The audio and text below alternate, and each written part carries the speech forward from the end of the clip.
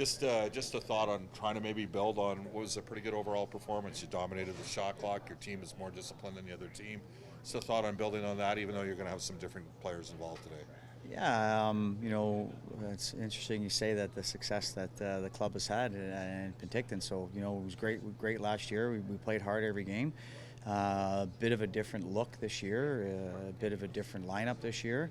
I think what we liked is that the kids played hard yesterday. They played really, really hard.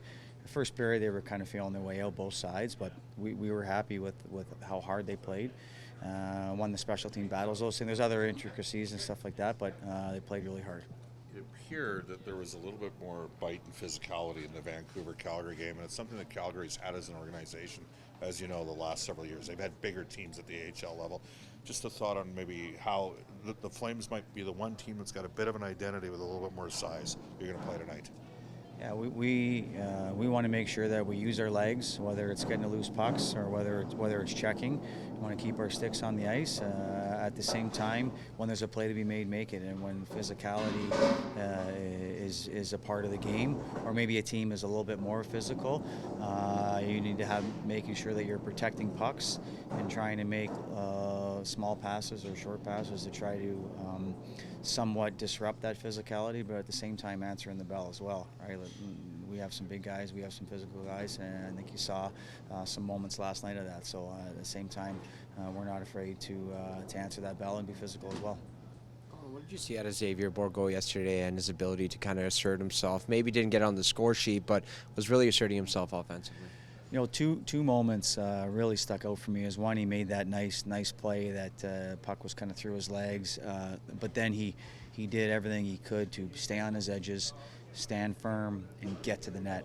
And that's something we talked about a lot with him last year, but it's confidence, and he's put on some pounds, he's put on some strength.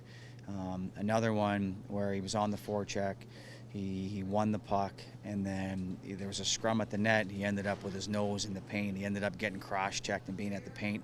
And unfortunately, Sloan scored 2 goals with guys being at the paint, and that was part of our messaging this morning that, that Borgie went there and it didn't work out for you, but somebody else got there. So it was your turn at that moment. So I found that those were 2 really good moments for him in the game that he can continue to build on. You mentioned that the experience in the AHL in his first year as a pro really helped with his timing. It seems like everything's kind of moving at a slower pace for him. What kind of development did you see throughout the course of last season and for him to make those strides? If we backdate to him in Penticton here, yeah, he had a great tournament, and I think the biggest thing for him was it was against his peers. It was against other college players, other junior players, other players maybe he had some other competition against, so his confidence was high. He had some ups and downs as a first-year player. You're moving away from, first of all, a smaller city, language, different country, all those sorts of different anxieties, whether it's going to the grocery store, whether it's learning how to cook meals, all that kinds of stuff, new coaches, there's many things sometimes I feel that we sometimes forget or misplace, that you're thinking about just the on-ice production. So I think all those experiences that he had last year and from a big summer, that allows him to feel good and confident and strong this weekend. So there's many factors that have contributed to it, but I think those are a few that stand out. How important is it for you to see someone like Xavier Bourgault show up the way that he did in the game last night, maybe held off the score sheet, but yet exemplifying for the rest of his teammates, the pace, the control of the game, for him to be able to execute that way? Yeah, he was first on the forecheck many times, but the details of being first on the forecheck is he had some stops and he got some sticks and he had some physicality that allowed offensive zone play. He made some nice plays in the power play.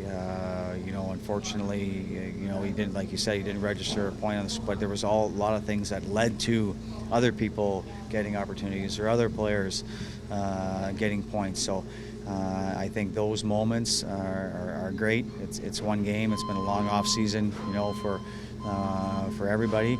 But the forecheck, some plays that he made. wearing a letter, answering questions in meetings, all those different things just make you feel pretty good about yourself. And when you do that, generally you're able to transfer that onto the ice. You mentioned yesterday that you want to be a team that's hard to play against. Yes, you want to execute well, but you also want to be a team that's hard to play against. How do you adjust that game to game, last night playing against Winnipeg and now tonight going up against the Flames? It's a good question, and it's interesting because when things go well for you, usually you're feeling good about yourself, and whether you win, whether you get the job you want, whatever that case is, and that also is a signal for you to relax a little bit. And we talked about that this morning at the end of our pregame skate. Is that if we had a loss last night, how would you have felt this morning? Would your focus have been better? Would you been agitated or angry? And the message was our focus needs to remain the same. It doesn't mean that we don't enjoy victories, but think about how you'd feel if you lost last night. You might have a little bit more bite, and however it is to motivate you internally to make sure that you're ready to perform tonight, because we know what happened in the other game, and we know that we're going to get a good response from the opposition, and we need to make sure that we're ready to do the same. It's going to be Battle of Alberta Rookie Edition. How much does that kind of rivalry and history play into a game like this tonight for the guys? It's the Battle of Alberta, light or mini, but it's the Battle of Alberta. And wherever you were watching NHL hockey, you know what that means. And you know what the outdoor game is this year. They with the social media and the fantastic job that you guys do, they're aware. So it's exciting.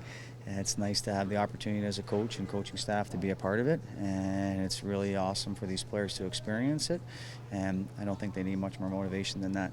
We know that the rookie camp and this tournament is an opportunity for a lot of players, but it's also an opportunity for you and the coaching staff to kind of get back into rhythm and also meet a lot of these faces for the first time. How would you kind of assess the week has gone for you, Colin?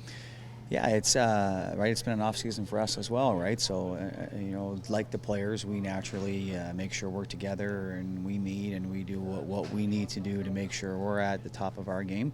And new member of our staff with Nathan DeCashmero, right? So he's meeting some of our people for the first time. It's exciting when you have new people. It's exciting when you have new experiences. It's also a little bit uncomfortable.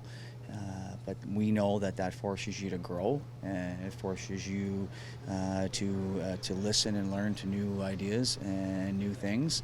I think that's what we're excited about with having some of the new players and some new staff members. And we liked our result last night, but that's in the past, and we're ready to compete tonight.